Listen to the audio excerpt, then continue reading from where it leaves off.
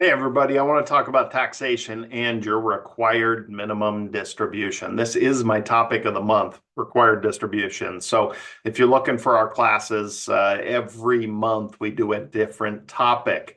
Got to go to fpfeaz.org, and the November class of the month is usually RMD time because we start thinking about required minimum distributions at the end of the year. So let's talk about taxation and why we need to know about required distributions way before we get there. All right, so let's talk about taxes. Here you are. If you're single on the left-hand side, if you're married on the right-hand side, okay? So here's the deal. 2024, this is our taxation. 2026 is what our taxation is supposed to be. But now that we know who our next president is, well, then we're more likely going to continue the 2024 taxation. They probably won't let that expire. But as it stands right now, that's our taxes we're dealing with. 2024, 2026, it reverts back to the old tax brackets. Go from 12 to 15, we go from 22 to 25, 24 to 28, and then tiny changes thereafter. All right, so let's deal in today's world, 2024. If you make 16,000 worth of income, well, there's a standard deduction of $16,000, so you pay zero taxes. Married couples, it's 32. Pretty simple. So I've created tax brackets that are much easier to use here because your first 16,000 you will not pay taxes on. And then you are taxed one bucket at a time. So from 16,000 to 28, you will pay 10%. So not all 28,000 is taxed at 10%. So from 16,000 to 28, you pay 10%. From 28,000 to 20 or to 63, you pay 12. Same thing over here from 32 to 55. Okay, so that's only $23,000 you're paying 10%. Then from 55 to 126, you're paying 15. So we need to think about our IRA money. Required minimum distributions were designed to force us to take some of that money out every year so we don't just hoard it for generations.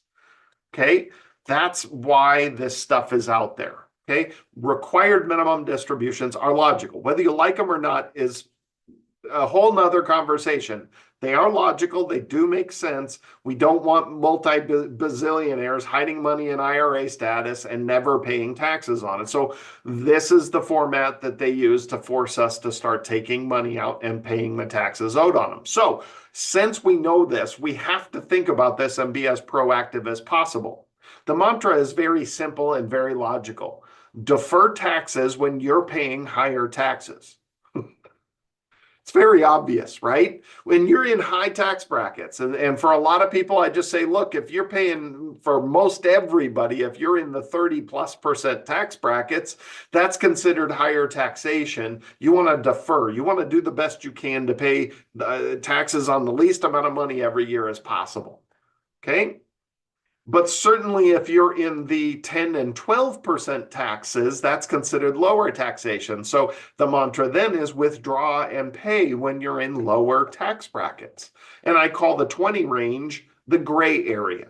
Some people consider that low taxation. Some people consider that high taxation. Okay, so if you're in the 30 plus world, you're in high taxation, defer, defer, defer. If you're in the 10 or 12% tax brackets, pay, pay, pay. Choose to pay. Okay?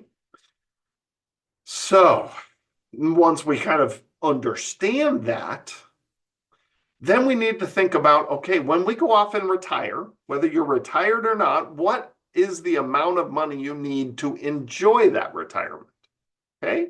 How much money do you need to enjoy your retirement? Is 100,000 a year as a married couple enough? Is 50,000 enough? Is 200,000 enough? Everybody has a different idea of what they need to enjoy their retirement. Okay? So once we know that and how we're going to fund that, then we need to start looking at our tax brackets and deciding how and when and where we can start doing Roth conversions. How do we get our money from pre-tax status to after-tax status? So What will your income be once RMDs begin? Estimate 4% of savings. This is where people open their eyes and start realizing they need to be proactive. Okay, so think through how much income you're going to need in retirement. How much of that is going to be Social Security and pension income, right?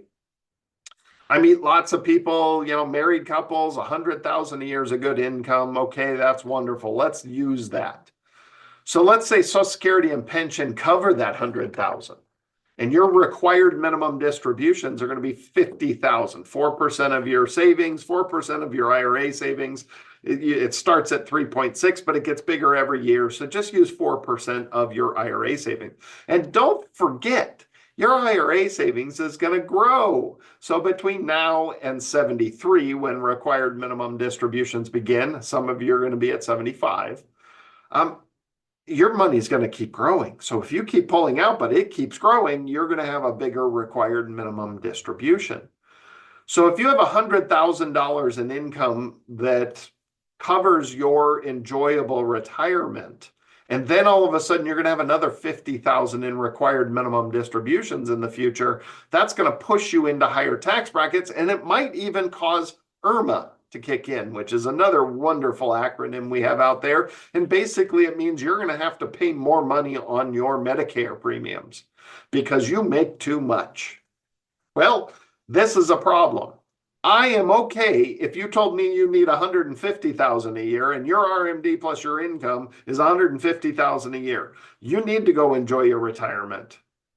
But if your IRA money, your required minimum distribution added to your Social Security, added to your pension income, added to all your other sources of income is more than you're actually going to be spending on yourself, then you are inefficient. And it's your fault. So you've got to be more proactive. So here's that scenario. Let's say you're 65 years old now, right? And $100,000 is a enjoyable retirement for you, and you're married. Well, you, without question, should be dipping into your IRA money and pulling $26,600 out and converting it to Roth every year at minimum. And you may want to consider jumping into the 22 and 24% tax bracket, thinking the 26 tax brackets are supposed to be 25 and 28.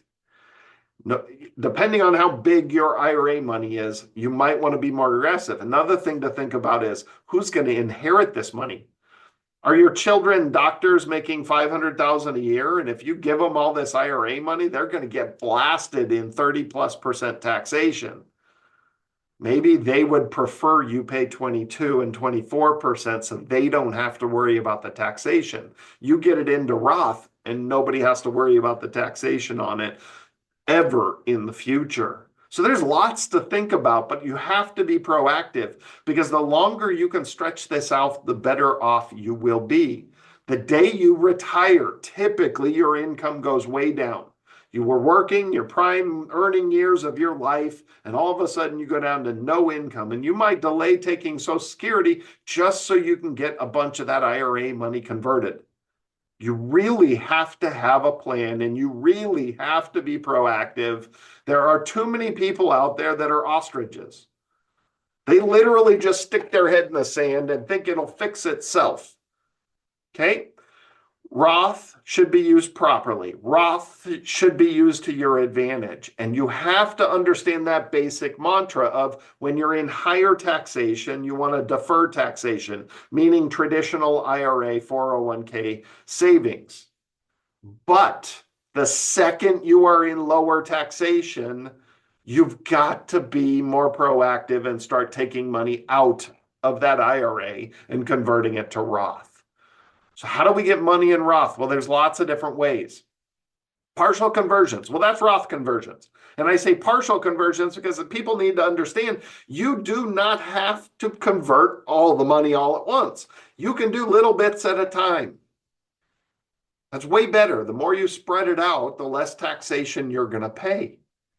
Roth 401k. Well, here's the deal. There's no income limitations or restrictions on this. Converting IRA money to Roth has no restrictions. Neither really does Roth. Roth will limit how much you can put in 2024. It's 23,000. 50 plus year olds get to add an additional 7,500, and we've got more changes coming in 2025 that I'll discuss in a separate video. Then there's those fun little loopholes that are out there. Now look, these loopholes are loopholes. The IRS is aware of these, and at some point they're going to close these loopholes, but there is what's called a backdoor Roth deposit.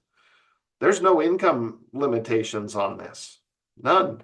It's kind of cool. Okay, but here's the thing. This is very technical, and you need help doing this. This is not something that should just be done on your own. You have to have no IRA savings. That sometimes kills the deal right there because it gets extremely messy if you do have IRA savings. You can have 401k, just not IRA. No IRA savings if you're going to do a backdoor Roth deposit. Now, hint, you can actually take IRA money and move it up to your 401k at work if you have a 401k at work, effectively giving yourself no IRA. Then you deposit after-tax contributions into an IRA, and then you convert that to Roth. It's a fun little way to do this. The IRS is aware of it. At some point, they will close that loophole, but they are still allowing it. The mega Roth contributions are even more fun. This you have to do at work. Okay, there's no income limitations in this. If your work plan permits it, you can make after-tax contributions. After tax, so you have the traditional 401k, which is pre-tax money. You have Roth 401k, which is Roth money. But what if you contribute too much? Where does that money go? Well, usually it goes to a little subcategory in here that's called after-tax contributions. And believe it or not, they allow those after-tax contributions to be rolled right into your Roth. So some people find this out when they retire and go to roll over their Roth to an IRA, or their 401k to an IRA, and they find out they had some oops after-tax contributions, and they said, no big deal, we can just deposit it in the Roth account. And that's how a lot of people found out that this could be done. It's kind of crazy. So there are things you can do out there, and these have no restrictions on income, because if you try to just make Roth contributions, there's lots of rules and people make too many mistakes. You have to be within a certain amount of income. There's restrictions on IRA deposits, whether you have access to a 401k or not. There's so many restrictions on you just depositing your little $7,000 a year into your IRA and Roth account. So usually these work-based plans are better. 401ks are a much better place to go after depositing into Roth. All right, I hope that helps. That's a lot to talk about. Again, short little videos. There's plenty of other videos on Roth and the whole conversation about this stuff, but I always like bringing these up. You have to be proactive. If you're 50, you should be thinking about the fact that you've got required minimum distributions in your 70s, because that will help you prioritize your choices on traditional pre-tax IRA versus Roth. And then watching, as soon as you retire and your income comes down, you got to start working on that. So be very careful. There's so much extra taxation in retirement if you're not careful. Too many people right now are retiring with all IRA money, millions of IRA money. It's ridiculousness. You have to be proactive if you're in that situation. If you go try to buy a house, a second home, a boat, a condo in Cabo, and you only have IRA money, you're going to get blasted on taxes.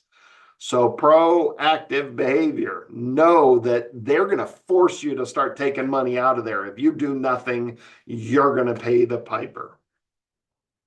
All right, if you don't know about our channel, you just watched this video out of chance, go subscribe. We have over 250 videos. We add new videos every week, every financial topic we can think of. I've got lots of collaborators that we're adding to this channel as well, CPAs and the younger generation. I focus more on the retirement stuff about heading into retirement and on through retirement. So if you want to meet with me for any reason, yourinvestmentcounselor.com. You can go jump on there, do a free 30-minute meet and greet, or go straight to an hourly appointment. Full classes, I do full form classes every single month, different topic, fpfeaz.org. And then certainly give us a call if you can. Subscribe to our channel. We got new videos all the time. Hope to see you next week. Thanks again.